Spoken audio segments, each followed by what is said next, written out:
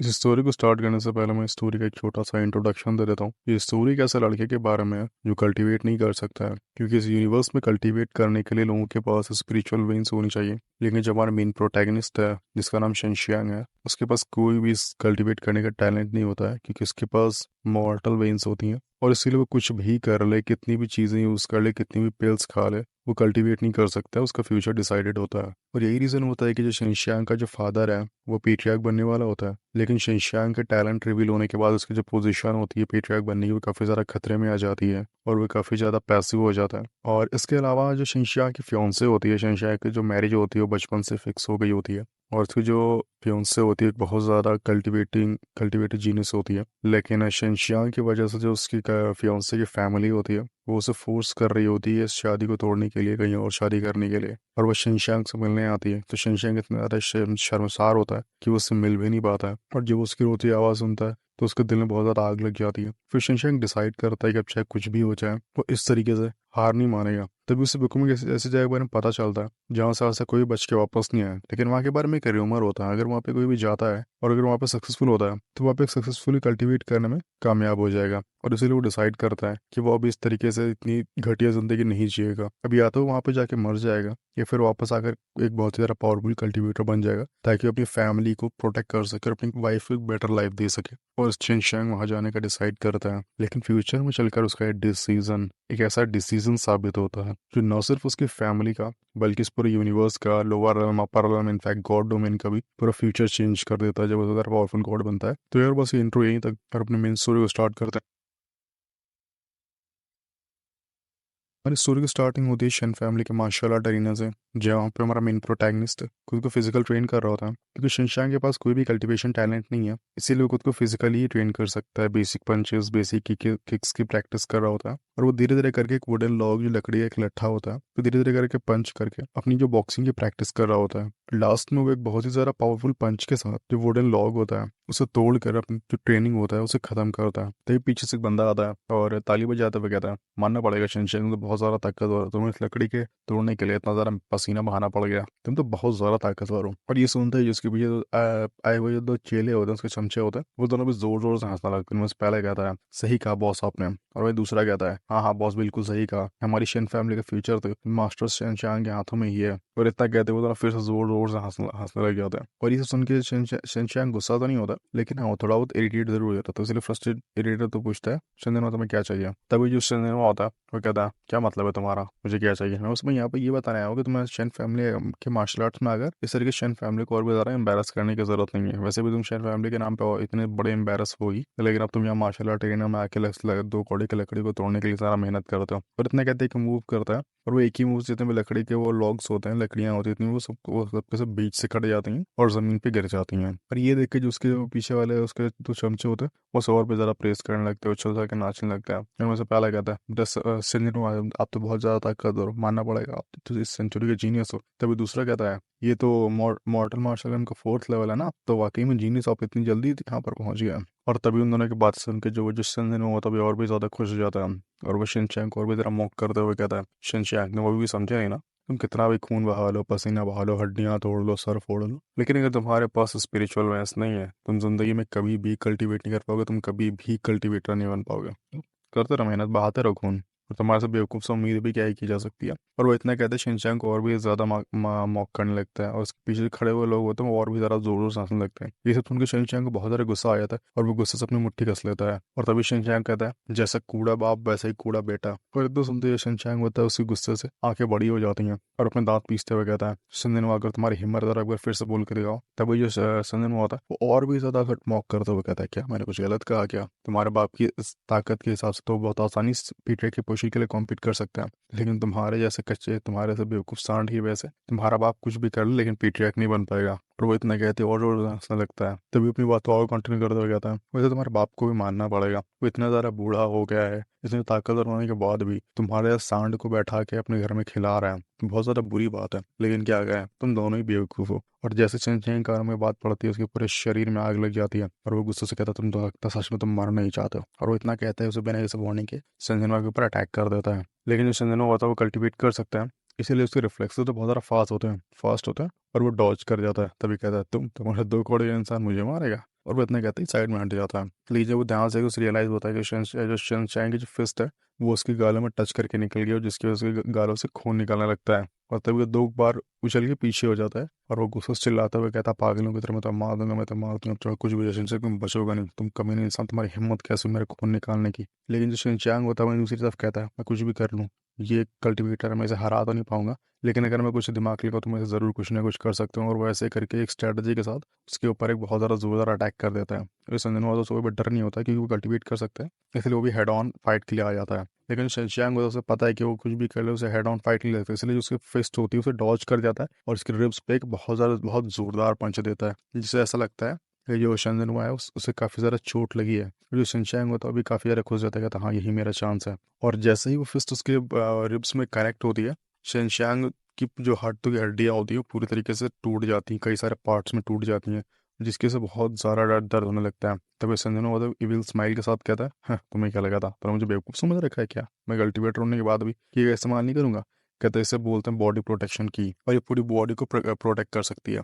और तभी वो हवा में से घूम के एक लात देता है जोरदार शनशैन को, शनशैन में ज़मीन में गड़ जाता है। और तभी जब वो ज़मीन पे नीचे उतारता है, शनशैन के सर पे हाथ रखते हुए सर पे पैर रखते हुए कहता, तुम्हारे से कचरा कुछ नहीं कर सकता, तुम्हारी हिम्मत कैसे हुई मेरे ऊपर स्नीक अटैक करने की, तुम बहुत ज़्यादा दिमाग करता ना, तुम बहुत ज़्यादा चालाकी दिखाता ना। इतना कहते शनशैन को और भी ज़रा भौंक करने लगता है। और वो इतना कहता है शिनचैन के बाल पकड़ के उसे उठाने लगता है। और तभी उसके पीछे खड़ा हुआ बंदा होता है, वो कहता है बॉडी प्रोटेक्शन से ब्रदर संजनो आप मानना पड़ेगा, अब तो बहुत ज़्यादा जीनियस, आपने तो मार्शल आर्ट के फिफ्थ लेवल में पहुंच गए हैं। तभी वो लोग और ज़्यादा प्रेस करने लगते हैं क्योंकि उन्हें अभी तक लग रहा था कि जो शंजनो है वो मॉर्टल मार्शल आर्ट के फोर्थ स्टेज पे है। लेकिन जब जो शंजनो होता है, जब बॉडी प्रोटेक्शन ची का इस्तेमाल करता है, तो उन्हें रियलाइज़ होता है कि जो शंजनो है वो मॉर्टल मार्शल आर्ट के फिफ्थ स्टेज पहुंच गया है, और इसका मतलब ऑलरेडी बहुत बड़ा जीनियस है। तभी जो शैनन हुआ होता है वो खुद को बहुत ही ज़्यादा मॉडेस्टली कहता है, हालांकि मैं पहुंच गया हूँ लेकिन मैंने बहुत ज़्यादा मेहनत नहीं किया है, तो बस एक बाई लक चांस हो गया। तो ऐसे खुद को मॉडस दिखाते हुए कहता है कि जैसे वो बहुत ज़्यादा मेहनत नहीं की उसने और वैसे लक से पहुंच गया है। और जैसे वो शनशैन की तरफ देखता है उसके बाल पकड़ के उसे हवा में उठा देता है। और वो कहता है, तुम मुझसे चालाकी दिखाना चाहते, तुमको तो समझते क्या, तुम्हारी हिम्मत कैसे मुझसे चालाकी दिखाने की, तुम्हारी हिम्मत कैसे मेरे पास स्नीक अटैक करने की, किया है तो भुग दो। और इतना कहते हुए अपने जो हाथ होते हैं उसमें बहुत ज़्यादा पावरफुल एनर्जी इकट्ठी करता है और जो शनशान के पेट बहुत ज़्यादा वार कर देता है, जिसकी वजह से शनशान के मुंह से खून निकलता है और वो उड़ते हुए जो पीछे कोर्टयार्ड होता है उसके दीवार में घुस जाता है जाके। और जैसे उसमें लड़ता है तो उसके पूरे शरीर से खून निकलने लगता है और वहाँ पे एक बहुत ज़्यादा पूरे मतलब घायल हुए गिर जाता है। और तभी ये शिंदन हुआ होता है, वो कहता है, मरो कमीने, तुम्हारे जैसे कचरे लोग ऐसे यही डिजर्व करते हैं, मरना ही डिजर्व करते हैं। और वो इतना कहता है कि बहुत ही ज़्यादा पावरफुल अटैक करता था शनशान के ऊपर, जिसकी वजह से शनशान उसकी बॉडी से कनेक्ट होता हुआ अटैक वहाँ बहुत बड़ा ब्लास्ट हो जाता है, जिससे बहुत तेज से धुआं निकलने लगता है। और फिर वो जैसे देखता है कि धमाका हो गया तो संजना कहता है, आखिरकार इस घर का सांड मारा गया, तो कम से कम हमारी शन फैमिली और भी ज़्यादा इंसल्ट तो नहीं होगी। और वो इतना कैसे वहाँ से मुड़ के जाने वाला होता है तब उसे रियलाइज़ होता है कि कुछ तो गड़बड़ है। और जब वो सामने ध्यान से देखते हैं तो सामने एक बंदा होता है, एक बहुत ही हट्टा कट्टा देखने वाला बंदा होता है, जिसकी बॉडी पे एक बहुत ही भयानक सा स्कार होता है, पीछे कटने का निशान होता है और उससे भाप निकल रही होती है और उसके चारों ओर आग होती है। तभी जब उसे देखता है थोड़ा शौक लगता है, लेकिन फिर और भी ज़रा टॉन्ट करते हुए कहता है, अंकल मानना पड़ेगा आपकी कल्टिवेशन तो बहुत ज़्यादा अच्छी है, आपने मेरा अटैक अपनी पीठ से ब्लॉक कर दिया बिना किसी प्रोटेक्शन के। और वो इतना सुनते और वो जरा हंसने लगता है। तभी वो जो बंदा होता है हट्टा कर दिखने वाला, वो बस 2 वर्ड निकालता है अपने मुंह से, दफा हो जाओ यहाँ से।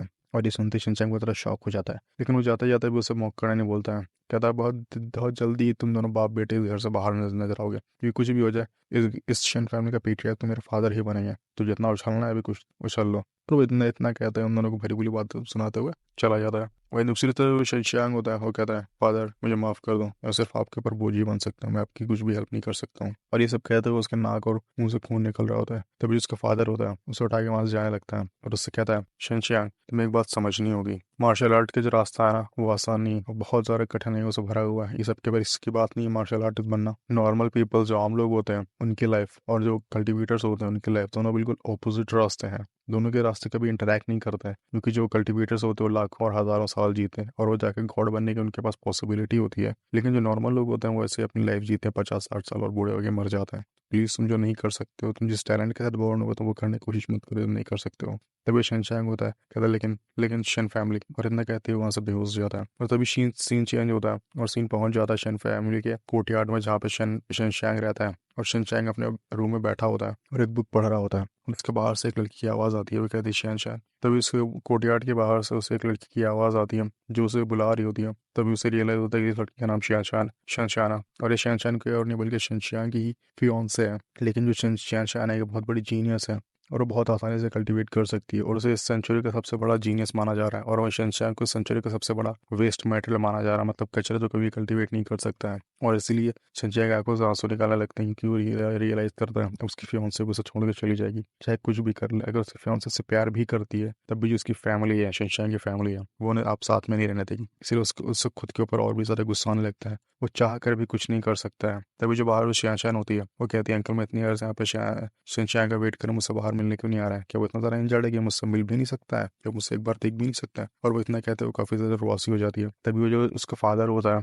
शिनचैन का, वो कहता है शिनचैन तुम घर जाओ, तुम दोनों के लिए ठीक नहीं है, तुम दोनों आपस में कंफर्टेबल नहीं हो। तो जो शिनचैन होती है वो और भी ज़्यादा एंक्शियस होते हुए बोलती हूँ लेकिन अंकल क्यों, मैं तो उसके फियांसे हूँ ना, तो मैं क्यों नहीं मिल सकती हूँ? तभी जो उसका फादर होता है कहता है शिनचैन आज हम लोग दोनों इस शादी को यहीं पे ख़त्म करते हैं। तभी जो वो शिनचैन होता है बहुत ज़्यादा शौक हो जाए यकीन नहीं, तो उसने क्या सुन लिया। तभी वो कहती है अंकल अंकल आपका क्या मतलब है, ऐसा क्यों कह रहे हैं? तभी वो कहता है, उसके फादर एक्सप्लेन करते हुए कहता है शिनचैन तुम जो फैमिली की जो है ना बहुत बड़ी ट्रेजर हो और तुम सबसे बड़ी मार्शल आर्ट जीनियस हो, लेकिन वहीं पे शिनचैन है वो एक बिल्कुल वेस्ट मटेरियल को भी कल्टीवेट नहीं कर सकते कल्टीवेटर, और तुम लाखों और हज़ारों साल तक जियोगे और वहीं 50-60 साल में मर जाएगा। शिनचैन शिनचैन तुम्हारे लायक नहीं है। और जैसे शिनचैन के कानों में ये बात पड़ती है उसके फादर कहते हैं कि वो शिनचैन के लायक नहीं है। भले वो ये बात बहुत अच्छे से जानता है लेकिन फिर भी उसका दिल बहुत बुरे तरीके से टूट जाता है क्योंकि उसकी वजह से सबको सफ़र करना पड़ रहा है। और ये सब सोचते उसकी आंखों से और भी तेज़ी से आंसू निकलने लगते हैं और उसे खुद से और भी ज़्यादा नफरत होने लगती है। तभी वारिस शिनचैन होती है, वो कहती है कौन चाहता है कि मेरा लायक बने, मैं सिर्फ उसके साथ रहना चाहता हूँ, मुझे नहीं चाहिए वो कल्टीवेट कर पाए ना कर पाए और जितने भी साल रहेगा। और अगर ऐसी बात है कि तुम्हें भी कल्टीवेट करना छोड़ दूंगी, मुझे बस शिनचैन के साथ रहना, हम दोनों एक दूसरे से प्यार करते हैं और हम दोनों के लिए बस इतना ही काफ़ी है। तभी ये सब सुन के जो शिनचैन का फादर होता है कहता है जो सब डिसाइड उससे का तुम्हारी फैमिली ने और हम लोगों ने पहले ही डिसाइड कर लिया है कि अभी शादी भी यहीं पे खत्म हो रही है। शिनचैन प्लीज़ अब घर जाओ, मुझे और भी ज़्यादा शर्मिंदा मत करो। और ये सुनते शिनचैन बहुत ज़्यादा जो शिनचैन होती है बहुत ज़्यादा उदास हो जाती है। वो शिनचैन की विंडो से देखती है तो उसे कोई नहीं दिखता है, फिर वो उदास होकर रखकर वहाँ से चली जाती है। वहीं दूसरी जगह वो शिनचैन होता है बहुत ही ज़्यादा उदास बैठा होता है अंदर, अब एक किताब पढ़ रहा होता है और वो मन ही मन सोचता है मुझे ताकतवर बनना होगा, अब चाहे कुछ भी हो जाए मैं ताकतवर बनूंगा। अगर मेरी किस्मत चाहती है कि मैं एक नॉर्मल इंसान मार के मरूं तो मैं नहीं मरूंगा। अब मैं चाहे मेरी किस्मत हो या गॉड हो चाहे हेवन ऑफ विल हो, मैं हर चीज़ के अगेंस्ट रहूंगा, मैं ताकतवर बनूंगा। जो भी मेरा ताकतवर बनने के रास्ते में है, मैं उन हर चीज़ को डिस्ट्रॉय कर दूंगा आखिर का नहीं। और मुझे ताकतवर बनना ही होगा शिनचैन के लिए, फादर के लिए और खुद के लिए, ताकि मैं जो जिनसे मैं प्यार करता हूँ उन सभी को प्रोटेक्ट कर सकूँ। मुझे ताकतवर बनना ही होगा। और तभी वो बुक में देखता है वहाँ पे एक ऐसी मेडिसिन का नाम दिया होता है जो उसे पूरी तरीके से क्योर कर सकती है। अगर वो उससे मिल जाती है तो फिर से कल्टीवेट कर सकता है। उस मेडिसिन का नाम होता है हेल्थ स्प्रेड ग्रास, जो एक ऐसी जगह पर मिलती है जो एक बहुत खतरनाक जगह होती है। वहाँ पर जो भी गया वहाँ से आज तक कोई बच के वापस नहीं आया है और वहाँ पे जाने का मतलब है सीधा सीधा मौत। तभी शिनचैन डिसाइड करता है अब या तो मैं ताकतवर बन जाऊंगा या तो मैं वहाँ पर मर जाऊंगा, लेकिन अब मैं अपनी फैमिली को शिनचैन को मैं किसी को और भी ज़्यादा एम्बेरस नहीं करूंगा। मुझे मुझे बन नहीं होगा सबसे ताकतवर। अब मैं हर चीज़ को जो मेरे अगेंस्ट आएगा उन सबको डिस्ट्रॉय कर दूंगा, जो मेरे ताकतवर बनने के रास्ते में आएगा उस हर चीज़ को डिस्ट्रॉय कर दूंगा। और इतना कहता है शिनचैन अपने बस अपने मुट्ठी कस के बांध लेता है।